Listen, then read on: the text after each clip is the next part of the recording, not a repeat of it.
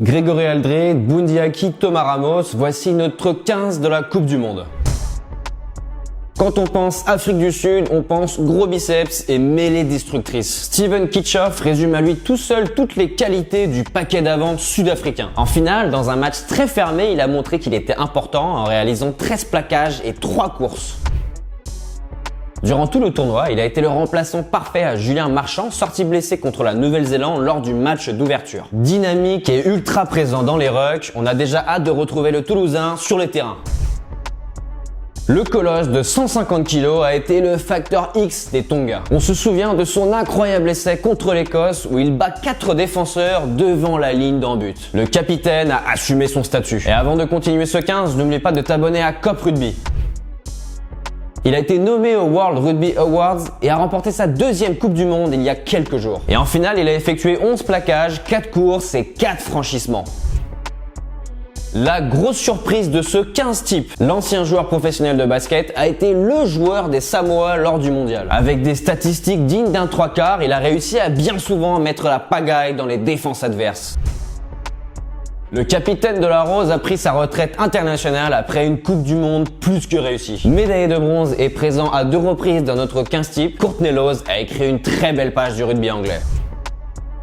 Le meilleur joueur du monde en 2022 a encore prouvé qu'il était l'un des tout meilleurs cette année. Excellent plaqueur comme à son habitude, il a dégoûté les attaquants adverses.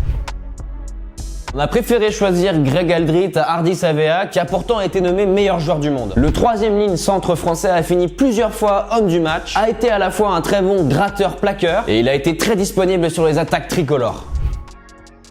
Le leader du Kappa au Pongo aurait pu être le sauveur des Blacks si son essai n'avait pas été refusé en finale. Il est monté en puissance tout au long de la compétition. On se souvient notamment de son incroyable triplé face à l'Italie. Aaron Smith quitte la sélection à la fougère par la grande porte.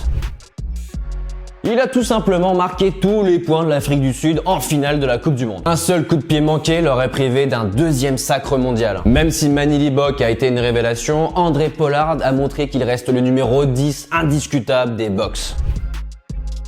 Forcément, on a tous ce goût amer lorsqu'on revoit son contre face à Thomas Ramos en quart de finale. Mais sans cette initiative, il n'aurait pas soulevé son 2e trophée Webb Ellis. Et en finale, il a été ultra dynamique balle en main, même si son carton jaune aurait pu coûter très cher. Le cadet des Barrettes est passé à 1 point de soulever le trophée avec ses 2 frères. Au-delà de ça, il a montré à son sélectionneur qu'il serait une solution de premier choix au poste de 3/4 centre à l'avenir.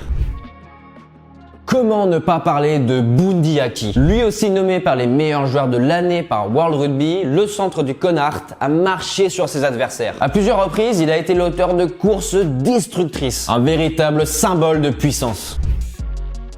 C'est le meilleur marqueur d'essai de ce mondial. Avec ses 8 réalisations, il devient l'égal de Jonah Lomu, Bryan Habana et Julian Savea. Ok, il a été invisible en finale, mais sur les autres matchs, il a été monstrueux.